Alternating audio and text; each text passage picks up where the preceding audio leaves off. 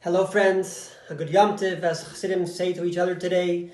Today is a special day in the calendar where the Lubavitcher Rebbe Chusiyagin Aleinu came home after a month and a half of us Chassidim not seeing the Rebbe some 42 years ago. After suffering a major heart attack, the Rebbe recovered miraculously and came home. And we always celebrate by wishing each other l'chaim and to thanking God. But I want to share a few details of that moment in history. What seemed like a regular Shmini Atzeres Hakofis, where the Rebbe would clap and dance with the Torah. The Rebbe started to clap, but the clapping started to slow down, and the Rebbe started turning pale.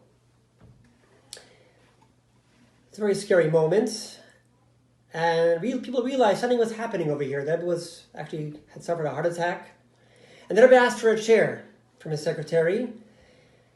And they brought the Rebbe a chair to sit down. And, the Rebbe by Fabrengens, as you may remember or see from videos, the Rebbe would never lean back. The Rebbe would always sit forward. And this time the Rebbe leaned back. And they broke the windows. This is Yom Tov. They broke the windows so the Rebbe should have air to breathe. And I remember there was, I wasn't there, but when I was there, Shmini Atzeres, there was smoke going up. We're right where the Rebbe would be dancing. It was such sweat from the amount of thousands of people sardine together.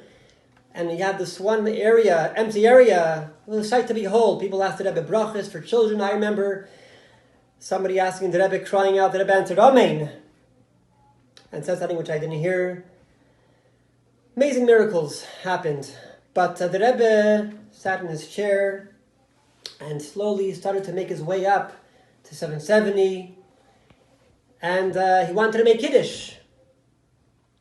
And they brought him grape juice. But the Rebbe said, grape juice, Kiddush macht a wine. And I got to say, because of that story that Rabbi Groner told me some 30 years ago, I started to make Kiddush not on grape juice, but on wine. So thank you, Victor, from Victor Wines, L'chaim. But I want to say, when the Rebbe started massaging himself, actually, going back to the chair, on his chest, it was a sight to behold.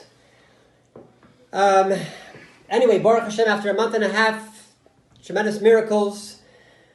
The doctors were amazed. The Rebbe came home to 770, and the joy was unbelievable. The love, it was more than just a father and a son and a father, but it was even more than that. And the Rebbe expressed himself. This was a helim b'shvil hagilui, a concealment for a later revelation. And so we know that just as that time in history, all the wars in Israel, the Rebbe predicted that it's going to be good.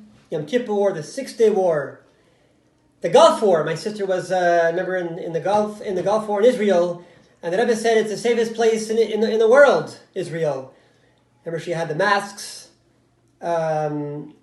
She never used it, but the Rebbe said the officials say to take it out, to have it. Take it. They never had to use it. And of course, we know, as the Rebbe predicted, nothing bad will happen. Nobody will get killed. The tremendous miracles that happened in 1991. And so too, in 2020, with the pandemic and the whole world is suffering, we can be certain that just as the Rebbe promised us some 27 years ago, that this is a generation of Geula, of redemption. We know that it will happen. It'll be revealed good in our life, in our generation, that Mashiach will come. Let's do our part. Let's add one more mitzvah. Let's say l'chaim, to thank God for this wonderful, wonderful day of Rosh Chodesh Kislev. L'chaim livracha. L'chaim. Good Yom Tov.